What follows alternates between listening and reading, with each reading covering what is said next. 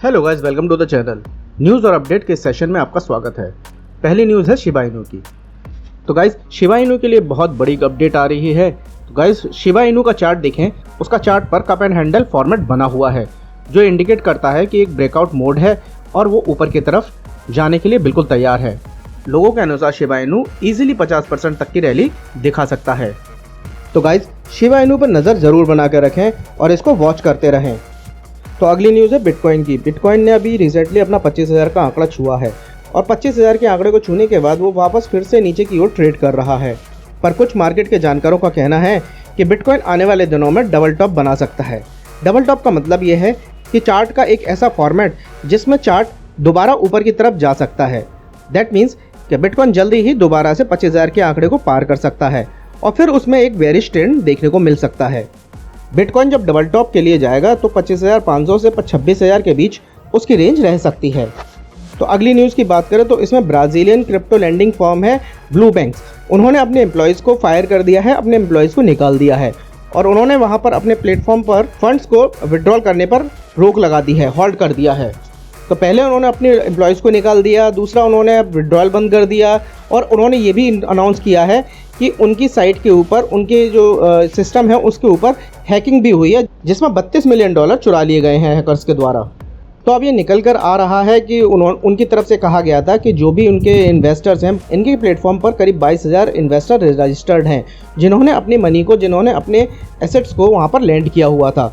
और इनके द्वारा कहा गया था कि अगर इनके लैंडिंग जो एसेट्स हैं उसमें कुछ होता है तो उनको ये 66% तक का रिटर्न कंपनी की तरफ से मुहैया कराएंगे। पर अब निकल के ये आ रहा है कि उन्होंने अपने सारे विड्रॉल्स को बंद कर दिए हैं, जिसकी वजह से सारे जो फंड्स थे वो लॉक हो गए हैं और इन्वेस्टर्स उसको निकाल नहीं पा रहे हैं।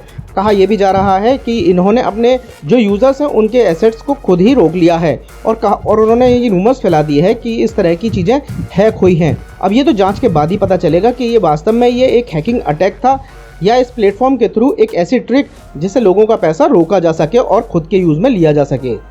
तो अगली न्यूज़ है इथेरियम की, जिसमें ये कहा गया है कि इथेरियम के प्रूफ ऑफ वर्क के जो माइनर्स हैं वो काफ़ी पैसा कमा रहे हैं, जिसकी खास वजह यह है कि अभी जो इथेरियम का मर्ज होने वाला है जिसमें सिर्फ 1 महीना रह गया है और उसकी वजह से इथेरियम में एक अच्छा स्पाइक देखने को मिल रहा है, जिसकी वजह से ज़्यादा इथेरियम माइन हो रहे हैं और उन्हें ज़्यादा प्रॉफिट अर्न हो रहा है, जिसकी वजह से इथेरियम का प्राइस बढ़ रहा है और प्राइस बढ़ने के साथ साथ जो इनके माइनर्स हैं उनको भी ज़्यादा प्रॉफिट हो रहा है। जिसके बाद माइनर्स कह रहे हैं कि अभी वो अपने जो सिस्टम है उसको प्रूफ ऑफ वर्क पर ही रन करेंगे। तो अगली न्यूज़ है एक स्टेबल कॉइन की। जैसा कि पिछले कुछ दिनों में स्टेबल कॉइन्स के बारे में हम काफ़ी नेगेटिव बातें सुनते आ रहे हैं। एक और स्टेबल कॉइन है AUSD, जिसके बारे में कहा जा रहा है कि वो भी अभी USD के पेयर में जो चल रहा था वो डीपेग हो गया था, लेकिन बाद में वो रिकवर होकर वापस अपने स्टेबिलिटी पर आ गया। कहा यह जा रहा है कि उस पर हैकर्स का अटैक हुआ था जिसमें $1.2 बिलियन की हैकिंग हुई है। तो गाइज, ये सोचने वाली बात है कि रिसेंटली कुछ दिनों में जो स्टेबल कॉइन है उन पर कुछ ज़्यादा ही अटैक हो रहे हैं, वो ज़्यादा ही कुछ डीपेग हो रहे हैं। तो ये कंसर्निंग मैटर बनता है इनकी सिक्योरिटी को लेकर। तो अगली न्यूज़ है जिम्बाब्वे की ओर से। जिम्बाब्वे के जो रिजर्व बैंक है उन्होंने कहा है कि वो अपने जो CBDC का रोड मैप है उसको जल्द ही डेवलप करके उसे एक्सेप्ट करने वाले हैं। मतलब कि रिजर्व बैंक ऑफ जिम्बाब्वे जो है वो कहीं ना कहीं डिजिटल करेंसी की ओर पूरी तरीके से आश्वस्त है जाने के लिए और उसे अडॉप्ट करने के लिए। और इसके लिए उन्होंने जो 2 फिनटेक फॉर्म है उसको अडॉप्ट किया है, या ये कहें कि उनको भी अडॉप्ट किया है central bank K fintech regulatory sandbox में, जिससे वो अपनी डिजिटल करेंसी को डेवलप करके उसके रेगुलेशन लाकर उसको लॉन्च करने की तैयारी में प्रोग्रेस करें। तो अगली न्यूज़ है टॉप 5 क्रिप्टो करेंसीज इस हफ्ते के लिए, जो हम आपसे शेयर कर रहे हैं, जिसमें BTC, ADA, यूनिसेक, लिंक और चिलीज़ हैं।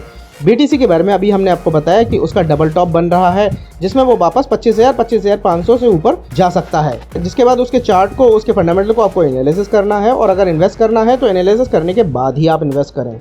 और अगर BTC बढ़ेगा तो उसके साथ दूसरे ऑल्ट कॉइन्स भी बढ़ेंगे, जिसमें से मेन जो 4 ऑल्ट कॉइन्स हैं, एडा है, यूनी है, लिंक है और CSG है।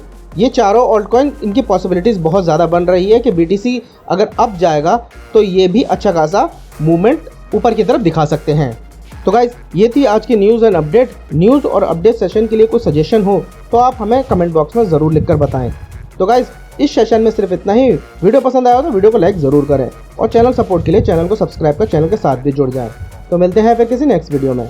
Thank you.